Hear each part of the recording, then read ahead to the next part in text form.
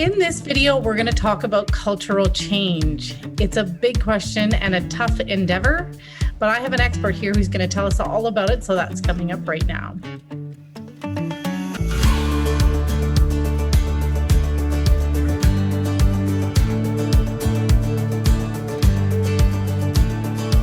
Hi there, I'm Andrea Adams and the host of HR Shop Talk. This is a show where you get expert insight into all things HR. I encourage you to subscribe to the show by clicking on the button at the bottom of the screen, or you can subscribe to the podcast to keep learning from my award-winning and experienced guests. Today's guest is, again, Lorne Rubis. Lorne knows a lot about culture. He teaches a course on culture at Harvard, and I went to a conference presentation recently he made about culture that was super informative.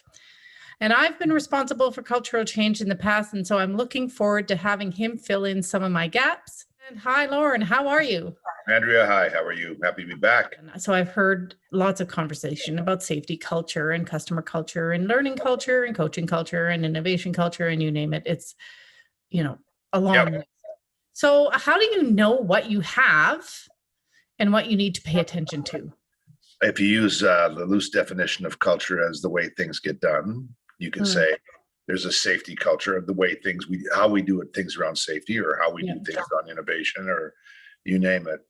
And then it all adds up collectively, this jumble of behavior that comes from the people that make up the institution over a period of time sort of defines the pattern of the way things get done.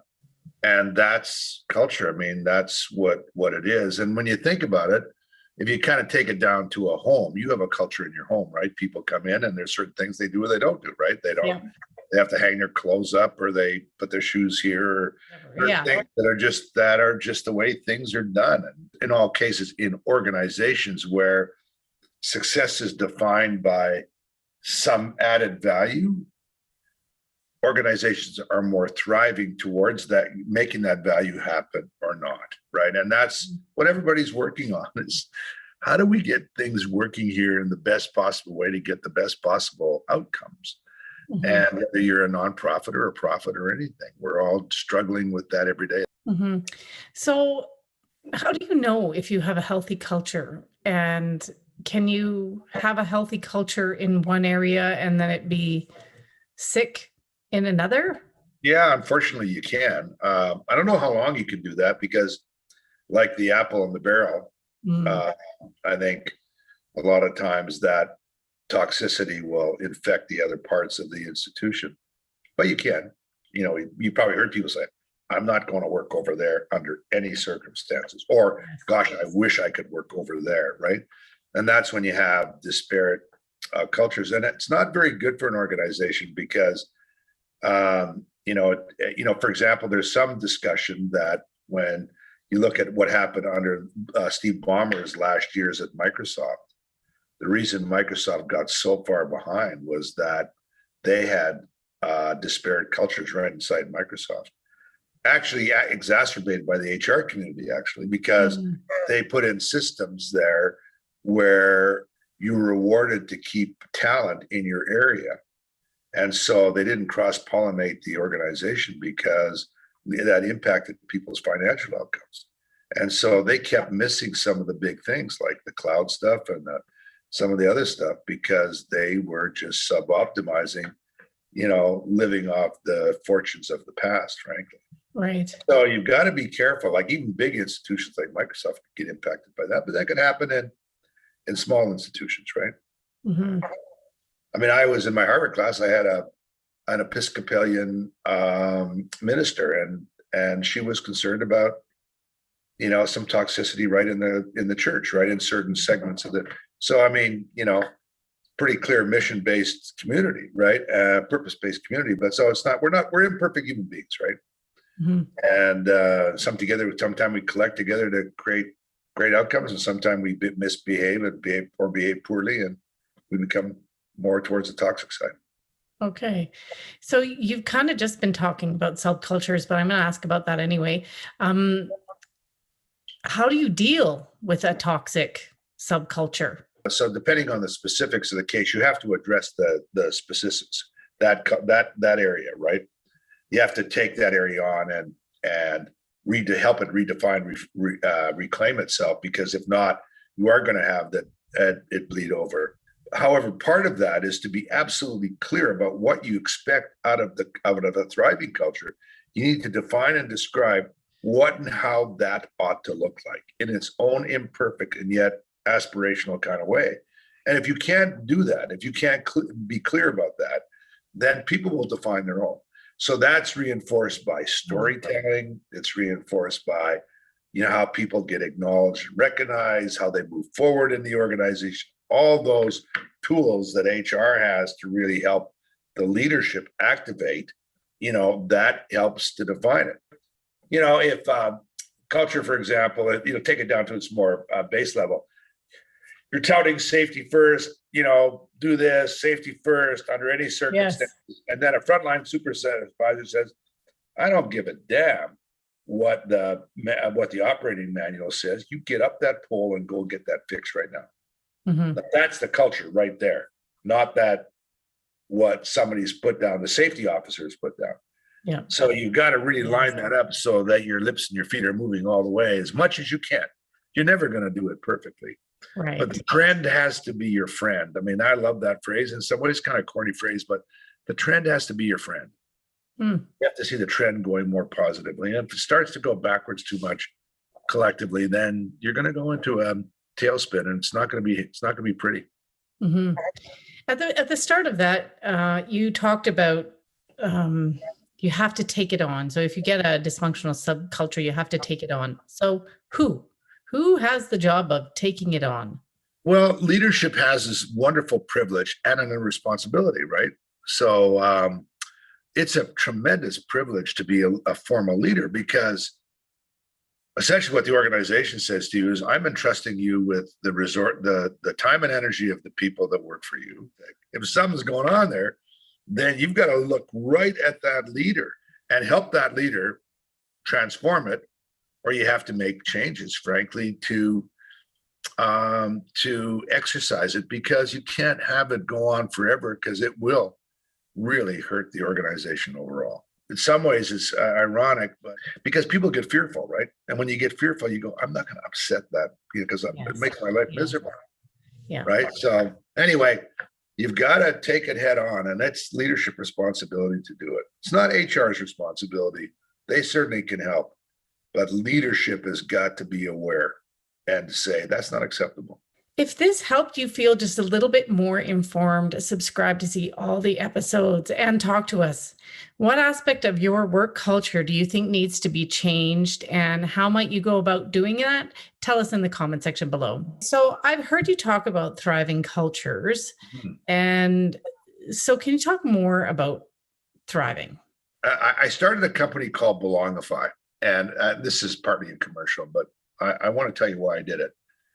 Because I began to think about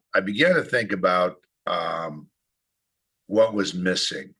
So there's a broad cultural framework that I talk about, and I was thinking at the very basic level, people want to see us. People want to be seen and to be truly seen, mm-hmm. and to be appreciated, frankly. Mm-hmm.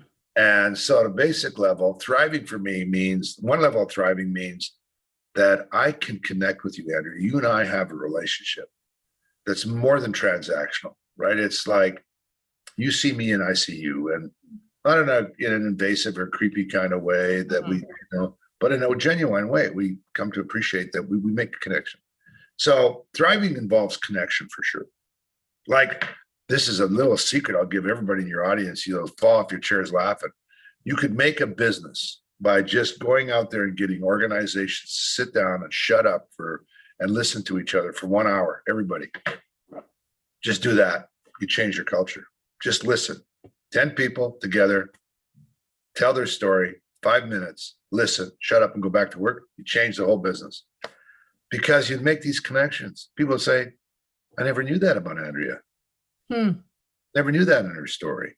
No, I want to try it. It's unbelievable. Really, I do it all the time. It's like, so that's one thing, connection. Don't tell anybody, okay?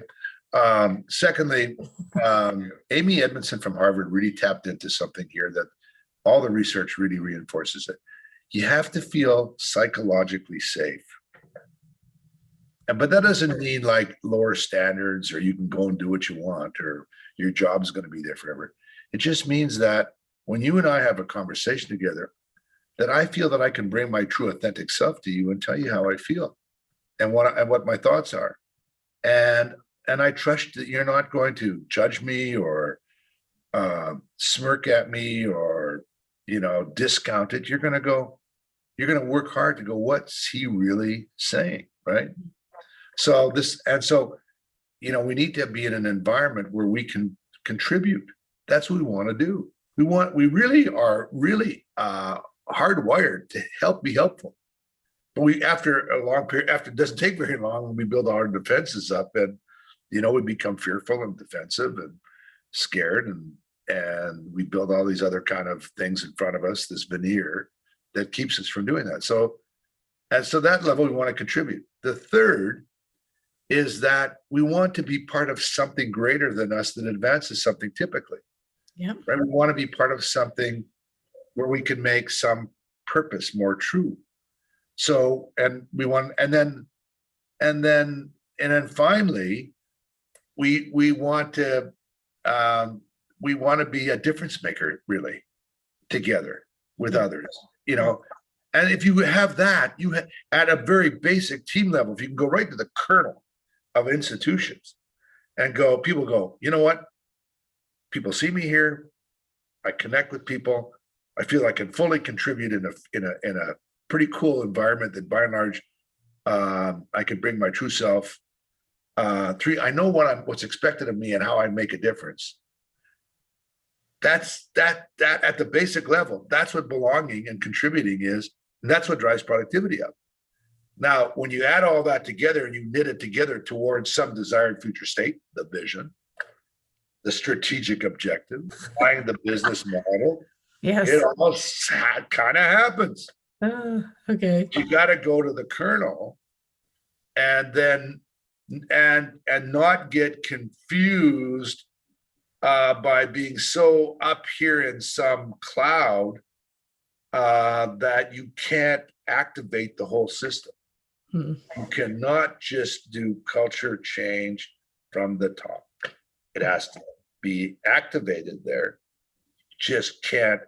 And that's what happens with a lot of leaders. They get their MBA and they go, after they kind of, have their morning coffee with their spreadsheet, they go, the people stuff, that's messy. Tom Peters, who wrote In Search of Excellence way back with Waterman, but way before most of you people were even considered being born. He's written 20 books, and his last book was something, I forget his last one was, but it's on my reading the thing there, but it's like, same thing goes, I can't believe it. People still don't get it. It's people that make the difference. I don't care how fancy your algorithm is. People eventually have to create the algorithm, deliver it. I don't know. Anyway, maybe it's just an avoidance strategy. It's hard because it's algorithms are easier. Yeah, it's so much easier to work on something that you can have your hands on it, put it together, and it fits and it works or it doesn't. Yes. But people are not like that. We're so much more interesting and complex. That we're organic, complex systems, and therefore we kind of have to move directionally and try and kind of create some momentum that way, and look at some milestones along the way and say, yeah, we're kind of doing better. Let's keep doing that. I think, something what you just said there, and I'm not going to be able to repeat it, but you kind of got to the essence of what's exciting about HR. Look, HR can be, such a positive leverage in the best way to support and activate, reinforce. It can also, at its worst, be a horrific negative force. And that's changing. Yeah. But there's lots of work to do to make sure that we don't get put in the position to do the dirty work of the organization that, frankly, a lot of times leaders use us as a foil for the stuff that they don't have the courage to do. So you briefly mentioned cultural change in that, and now I want to really get into the cultural change aspect of it. Let's say you're organization wants to implement cultural change, and maybe the driver is innovation. They want a more innovative culture. How do you approach that, and what would you do? I have a framework that I use for approaching a cultural change. And so the very first thing I try to do is to bring a little bit of awareness around level setting on that framework. I use these 10 elements that really work for me. Mm-hmm. And so just aligning and having awareness around the leaders around that. So that brings some common kind of level understanding. Then I really get them to be aspirational around describing, what does that mean when you say you want an innovative culture? Okay. Describe it. Okay. Put it out some years out, like 10 years, not two or three, but 10. Really be activated. What would that look and feel like? And put real texture around it so that it almost lives for you. And then you stand back and take a look at that and say, okay, that's what we would aspire to. And then I go, okay, so let's assess where we are now. So there's some diagnosis of where we are now. And then, okay, with the understanding that think big, start small, act now, let's activate some things that we can to start moving that in that direction. And typically, you start to think about recognition system. So I'm looking for more of these behaviors. Okay. You start thinking about the promotion system. Let's promote more of these kind of people. Right. You start thinking about the learning system. Let's emphasize this kind of learning, not just formal learning, but day-to-day kind of learning. Mm-hmm. Storytell and celebrate these kind of things. You build a plan that activates the levers that you have to kind of impact people's behavior towards accelerating in that direction. And then there's strategic stuff that you do. For example, like if you wanted to be highly innovative and you go, part of that is a very digitally oriented kind of group of behaving people, and you go where we are and we're not digital at all, then there's things you go, well, how do we really activate? How do we institute that so we have people who can not have a growth and disruptive mindset to be able to accept that, but we also need to bring other things in. So you start to tie it into some of your tactical strategic stuff. Mm-hmm. And before you know it, you're on that way. Mm-hmm. And so I have a framework that's fairly ubiquitous, but the plan has got to be very bespoke, very specific to the contextual situation. And everybody has to be involved. And anybody that says, if you are an HR person and your leader says, go be the cultural change person, then start looking at your resume. It's not fair, or you can lead, you can facilitate, you can activate, but if you take on that responsibility, and it's similar to when someone gets the title as Chief Innovation Officer, be careful that means that you become fully responsible for activating that's something that needs to be cultural and needs to be systemic. It needs to be fully, the entire leadership system needs to be involved in it. Right. Those positions often end up poorly. The outcome ends up poorly because someone turns around and say, well, you haven't really made much progress. Well, that's because you can't do it on your own. If everybody woke up in the morning and says, let's get the ball rolling just a little bit. Yeah. After a period of time, yeah, and you have some things that don't work and some things that do. You do a little more of this, a little more of that. Before you know it, everybody goes, boy, those guys are really innovative over there. How are they doing it? So what are some preconditions of cultural change that must be present for success? Does that question make sense? Yeah, it does. I'm going to go back to my 10 elements, but I'm going to say, first and foremost, though, you've got to have a place where people feel like they can say things in an environment where they're not going to be just shut down. All you need to do is to have a leadership where you get, oh, there they go again, or, oh, that's just those guys whining. Marcus Aurelius, the great Stoic, has this saying that was introduced to me a few years ago and really made me think, is that what's in the way is the way. Have you heard that before? What's in the way is the way. No, there's a lot of wisdom behind that. What's in the way, right there, that's the way. So the answers are right there. The hard thing is taking these wonderful group of human beings around you and activate them together in a highly constructive way to move forward. So at the beginning of that last answer, you talked about having an environment where people don't get shut down, but I feel like that is everywhere. It's kind of like the people that did the research around couples that I'm going to directionally be right, but specifically, don't forgive me if I'm a little bit off. But people at the University of Washington, they within 3 minutes could determine a couple that was engaged to be marriage around whether the marriage would last. Gottman. Yeah, that work, and it was contempt, right? Yes. That was the apocalypse.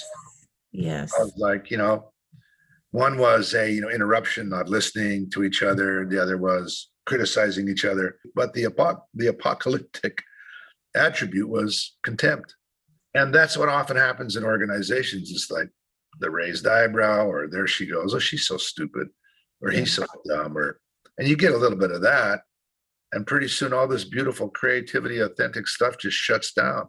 And I'm not saying people shouldn't be should be thin-skinned or be overly sensitive, but there's just a human dimension around being okay to express a view. Probably in this podcast, I've said them. Sometime you're going to say things that just are kind of sound dumb. But I don't want to feel like I'm going to be judged every time that happens, as that I'm stupid. Just, I'm human. Okay, so in your experience, and just following up on this because I'm curious, when you stop shutting people down, does that mean the dialogue goes on and on and on and on and you get nothing done? No, I don't think so. I think that's, I'm thinking that in the back of the minds of these organizations that do that, as soon as we let Susie talk, she is going to talk and talk and talk. Allowing people to be their true authentic self doesn't mean to say sometime out of love and care is to say, whoever, sometime I find that you just go on a little bit longer, and I'd like to, and people stop listening to you because you haven't thought, and I'd want to be careful and thoughtful around how I gave that feedback. Yeah. So, and most people want to have feedback. Like we want to grow and learn, and we want to be accepted. Yes. So when we genuinely think someone cares about us, and that's what activates first, then I go, I'll accept that from Andrea because I know she cares about me. Okay. Yeah. So when she's giving me feedback because she cares about me, then okay, I don't like it still, and it makes me feel bad. But gosh, thank her. She cares about me. Yeah. When I think you're getting feedback because you've got another agenda, you just want to kick my butt or you want to put me down, then the amygdala just lights up like a giant, 100-watt LED light in it because it's painful. Yep. Okay. Thank you for that. Okay. Final question here. And this is maybe an opportunity for you to plug yourself again, but someone wants to learn more about managing culture and guiding their organization in that regard. What do you suggest? The number one thing I suggest that people do is to go on a journey a little bit to discover the best cultures out there and see what you can learn from them. So if you go to comparably.com or Indeed or Glassdoor, look at all the organizations that score over 4 and find out all the things you can find out about them. Go to the Great Place to Work organizations, and whether you like the scoring methodology or not, what are the top 10 places to work in North America and Asia and Europe, and what did you learn from those companies? Read a few books. Corporate Rebels, Daniel Coyle's book, of course, around culture code. I think I've got stuff out there that's useful. Watch my stuff, read my stuff. I'm not putting myself in the same league as those guys are, but it's okay. Go to my Harvard class, and then go on that journey and bring other people along with you. And it's amazing what you come up with. Go out and discover, and then come back. And no one's got the perfect roadmap out there. I think I've got a pretty good one with my 10 elements. Use that as a framework, or somebody else's. Yeah. Go try and make it better. And if you put the intent behind it, it will become better. And don't give up when it gets to be a little bit rough and everybody tells you it's not perfect. Yeah, you're right. It's messy. And celebrate a little bit of the messiness. Some organizations are so buttoned down. oh, it's got to be like this. You got to have a briefing document, and it's got to have this kind of thing, and the PowerPoint's got to look like this. It's got to have this kind of thing, and the OKR has got to be like this. And you got to measure it up there, you milestones. That's all a bunch of bullshit. Thanks, Lorne. Again, that was so great. And I learned something and had some insights into how I managed that project way back when. We have reached the end of this episode. I did a different episode with Lorne on culture, and check that out right here. And thanks for watching, and see you next time.